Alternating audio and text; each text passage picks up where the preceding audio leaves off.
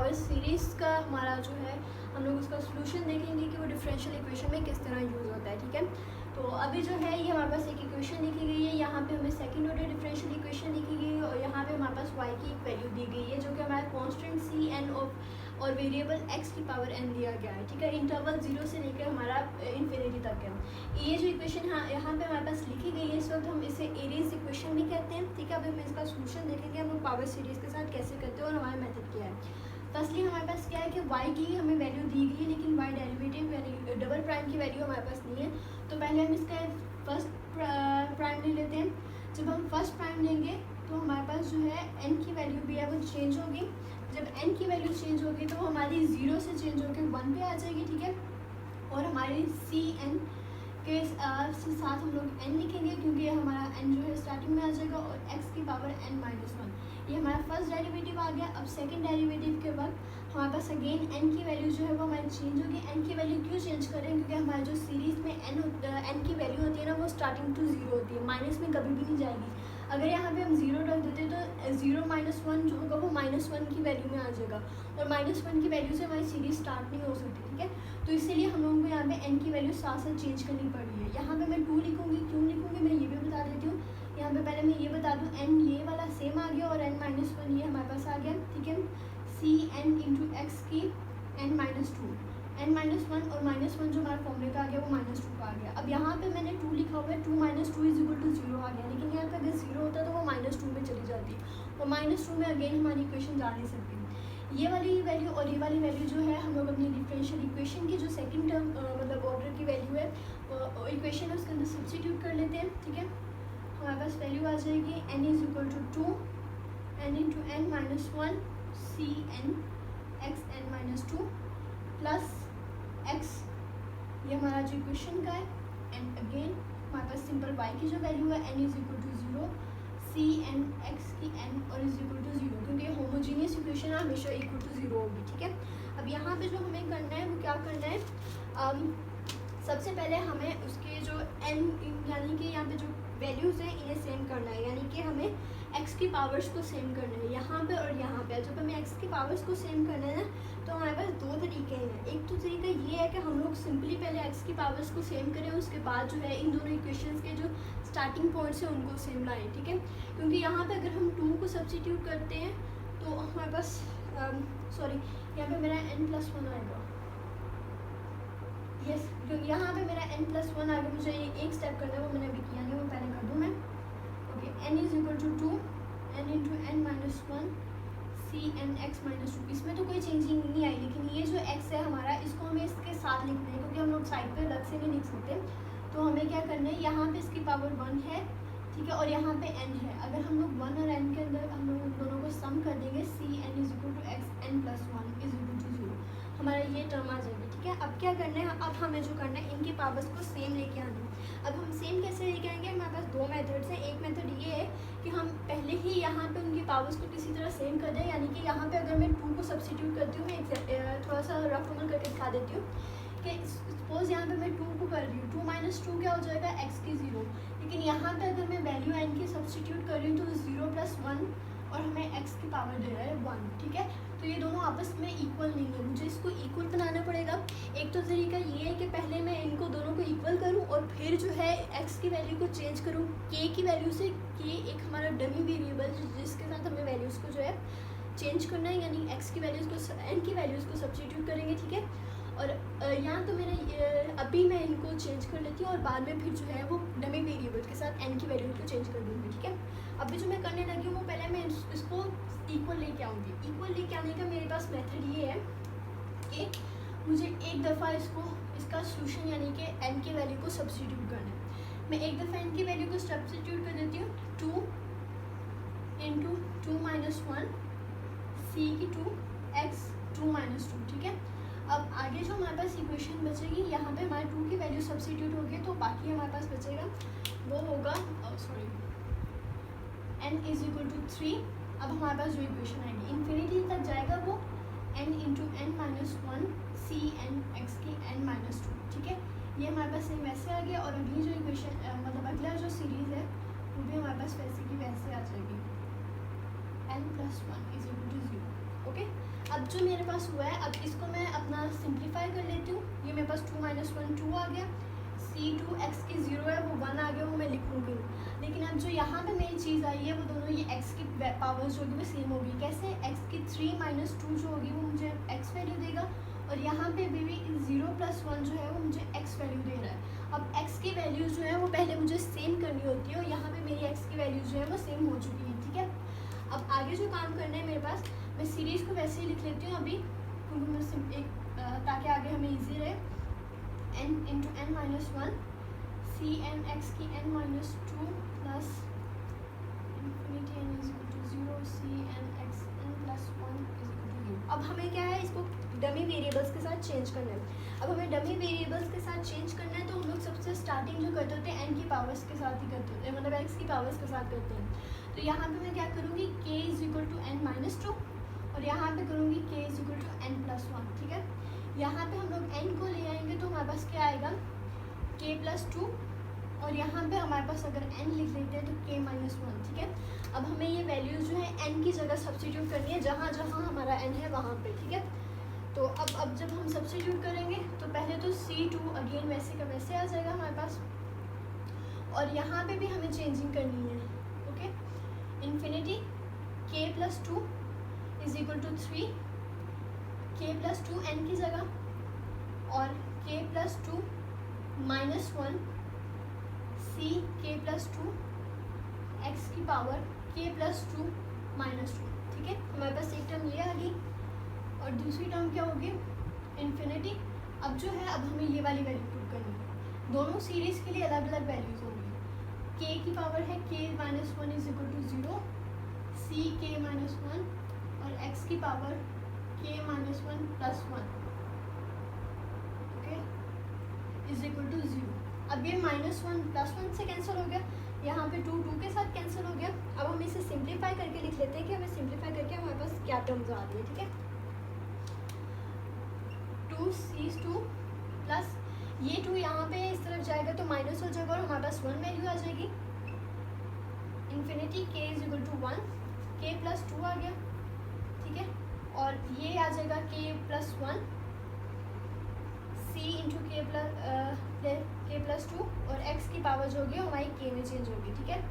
Plus second series जो हमारी थी, पावर फिर जा रही है इन्फिनिटी पे, k = 1 आ जाएगा, यहाँ पे -1 है उस तरफ लेके जाएंगे वो हमारे पास 1 आ जाएगा। C k - 1 और x की k = 0। अब यहाँ पे अगर हम लोग गौर से देखें तो हमारे पास दो चीज़ें सेम आ रही हैं। एक तो हमारे पास ये जो है हमारा सम जो है यानी कि कंप्लीट वो सेम आ रहा है, और एक हमारे पास ये जो k की मतलब x की पावर k है ये सेम आ रही है। तो इसका मतलब है इन दोनों को हम लोग जो है वो एज अ मतलब हम लोग कॉमन ले सकते हैं। अब अभी नहीं कॉमन ले लेंगे, 2C2 तो अलग रहेगा ही रहेगा, क्योंकि उसके साथ हमारे पास कोई पावर्स नहीं है, ठीक है। स्टार्टिंग में मैं इसको इक्वल रख लेती हूँ, यानी कि समेशन को, और ब्रैकेट स्टार्ट k + 2 k + 1, और हमारे पास क्या आ गया C k + 2, ठीक है। ये हमारी एक टर्म होगी, क्योंकि x की k को भी हमें बाद में कॉमन लेना है। एक सेकंड टर्म है हमारे पास सिर्फ बच जाता है कांस्टेंट k - 1, और लेफ्ट पे k = 0। अब जो है, अब हमारे पास यहाँ पे कांस्टेंट जो होते हैं वो = 0 होते हैं, क्योंकि हमारी ये टर्म जो है ये 0 के इक्वल नहीं आ सकती है, ठीक है। तो यहाँ पे हमारे पास क्या आएगा, C2 = 0, और ये वाली जो होल टर्म है यानी कि k + 2 और k + 1 C k + 2 plus C k - 1 = 0। अब हमें इसे यहाँ एक तो तरीका होता है कि हम लोगों को ना सिर्फ कहा जाता है कि हमें सब्स्टिट्यूट करना है k की वैल्यू तक, तो हमने क्या करना है, हमें सिर्फ यहाँ तक सोल्यूशन इसका फाइंड आउट करना होता है, ठीक है। अगर हमें कहा गया है कि x की k तक सिर्फ लिख दो, आप लोग सब्स्टिट्यूट कर दो, लेकिन एक ये होता है कि हमें जब ये वाली फॉर्म आ जाती है ना, इसका मतलब ये होता है कि हमें एक सोल्यूशन फाइंड करना है। जैसे हम लोग अपनी पिछली कोफिशिएंट वगैरह की जितनी भी हमने इक्वेशंस फाइंड की थी, तो वहाँ पे हमारे पास था कि हम लोग y की कोई ना कोई वैल्यू जैसे C1 e की पावर x या C1 x की पावर कुछ करके इस तरह का फाइंड आउट करते थे। तो यहाँ पे भी हमें सेम उसी तरह C0 y1 × x plus C1 y2 × x कुछ इस तरह की मतलब पावर्स जो है उनके लिए सॉल्व करना है, यानी कोफिशिएंट C0 और C1 है, इनके लिए सॉल्व करना है। तो एक जब हमें कोफिशिएंट के लिए नहीं मांगा गया, तो हमें सिर्फ सिर्फ यहाँ तक सॉल्व करना है जहाँ तक किया है, ठीक है। नीचे से कोफिशिएंट की पावर्स को जीरो के इक्वल नहीं करना। लेकिन दूसरा जो तरीका है यहाँ तक सॉल्व करने का, यानी कि डिफरेंशियल इक्वेशन को कंप्लीट सॉल्व करने का, तब हमें आगे जो अब मैं करूँगी उस तरह हमें फाइंड करना है कि के की वैल्यू को सब्स्टिट्यूट करना है और फिर हमें देखना है कि हमारा क्या वैल्यूज आती है।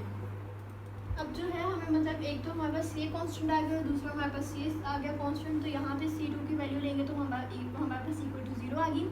ये चीज़ हमें आगे यूज़ होगी तो इसलिए याद रखिएगा, ठीक है। यहाँ पे हम लोग C1 की वैल्यू को दूसरी तरफ ले जाते हैं।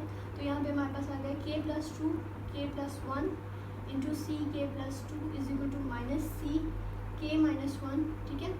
सी k+2 is equal to minus C k-1 over k+2 into k+1। अब यहाँ पे जो है हमें k की डिफरेंट वैल्यूज जो है उन्हें सब्स्टिट्यूट करना है। k जो है 1 से स्टार्ट हो रहा है, 2 3 4 5 अप टू सो ऑन चलता जा रहा है क्योंकि इनफिनाइट है ये भी, ठीक है। अब यहाँ पे हम लोग डिफरेंट पावर्स k की जो वैल्यूज है उनके लिए सब्स्टिट्यूट करके देखेंगे। पहले जो है मैं k की 1 वैल्यू के लिए सब्स्टिट्यूट करके देख लेती हूँ। मेरे पास क्या आता है, सी k+1 जो होगा ये 3 हो गया, k-1 यहाँ पे 1 प्लस और माइनस का जो होगा तो वो C0 हो गया, ठीक है। अब 3+2 3.2 लिख ली हूँ यहाँ पे सिंपली, और बेसिकली हम लोग उसको -C0/6 भी कर सकते हैं, लेकिन मैं अभी नहीं करूँगी क्योंकि मुझे यहाँ पे आगे जब इन्हें सम ऑफ दिस सीरीज यानी कि इनका टोटल सम फाइंड करना है तो इसके लिए मुझे इजी रहेगा कि मैं इस फॉर्म में लिखूँ, ताकि मुझे पता रहे कि जब मैं सम कर रही हूँ तो मुझे किस तरह वैल्यूज जो है वो अगेन एंड अगेन मिल रही है, ठीक है। आगे मैं कर रही हूँ k is equal to 2, k is equal to 2 के लिए जब करूँगी तो 2 + 2 4, C4 is equal to 2 - 1, okay 1 आ गया, और 2 + 2 4.3, ओके। अब k is equal to 3, k is equal to 3 के लिए कर रहे हैं तो C5 इज इक्वल टू 3 - 1 जो है वो C2 बनता है, C2 ओवर, ओके। अब यहाँ पे 3 + 2 5.4, ठीक है। अब यहाँ पे अगर मैं देख रही हूँ मेरे पास C2 की वैल्यू दी गई है, यहाँ पे अगर मैं C2 की वैल्यू देखूँ तो मेरे पास 0 है। अगर मैं यहाँ पे 0 वैल्यूज़ की सब्स्टिट्यूट करती हूँ तो मेरे पास C5 की वैल्यू जो है वो भी 0 आ जाती है, ओके। अब यहाँ पे मेरे पास C5 की वैल्यू 0 आ गई है। अब आगे जो करना है मुझे k इज इक्वल टू 4 की वैल्यू के लिए करना है, ठीक है। k इज इक्वल टू 4 की वैल्यू के लिए जब करूँगी C6 is equal to -C6 - 5 हो गया। अब 5 बेसिकली हमें सीधा नज़र आ रहा है, यहाँ पे 5 ही सॉरी 3 है, ओके सॉरी 4 है तो 4 माइनस आ जाएगा तो यहाँ पे 3 आएगा, सॉरी, ओके। 4 + 2 आ गया हमारे पास 6.5, ओके। अब हमें यहाँ पे C3 की वैल्यू जो है यहाँ पे ये वाली दी गई है। अब इसे मैं सब्स्टिट्यूट कर दूँगी, ओके, -1/6.5 और इंटू -C0/3.2। इन्हें मैं आपस में मल्टीप्लाई नहीं कर रही, सिर्फ वैसे ही डॉट के साथ लिख रही हूँ। तो मेरे पास जो वैल्यू आएगी वो आएगी C0 माइनस प्लस हो गया ओवर 2.3.5.6। मैं इनको अरेंज करके लिख दिया, ठीक है। ये हमारे पास C6 की वैल्यू आ गई है। k is equal to 5, k is equal to 5 की वैल्यू के लिए क्या आएगा हमारे पास C7 is equal to -C4, okay, और 5 + 2 7.6, ओके। अब C4 की अगेन मेरे पास कोई ना कोई वैल्यू दी गई है तो इसे मैं सब्स्टिट्यूट कर दूंगी, -1/7.6, ये हमारे पास वैल्यू आ गई। और C4 की जो वैल्यू है वो -C1/4.3 है हमारे पास, ठीक है। अब क्या करना है मुझे, इन दोनों का C1/3.4.6.7 ये वैल्यू आ गई है। अब अगर मैं यहाँ पे अभी से देख रही हूँ तो मुझे यहाँ पे 3.2 कर लूँ या 2.3 कर लूँ, सेम बात है। 3.2 यहाँ पे मिल रहा है, आगे 2.3.5.6 मिल रहा है, यानी कि मेरी सीरीज़ जो है वो पीछे वाले के साथ ही कुछ सम हो रहा है और आगे जा रही है, ठीक है। यहाँ पे जैसे मेरे पास 3 और 4 था, यहाँ पे भी 3 4 6 7 आ रहा है, तो इसका मतलब है मेरी सीरीज़ जो है वो अगेन रिपीट हो रही है, ठीक है। आगे हमारे पास है k इज इक्वल टू 6। अब k इज इक्वल टू जब 6 है तो C8 is equal to, okay, C8 is equal to मेरे पास आ जाएगा -C7/3.4.6.7, ठीक है। ये मैंने C7 के साथ सॉरी C1 आ जाएगा, C7 के साथ सॉरी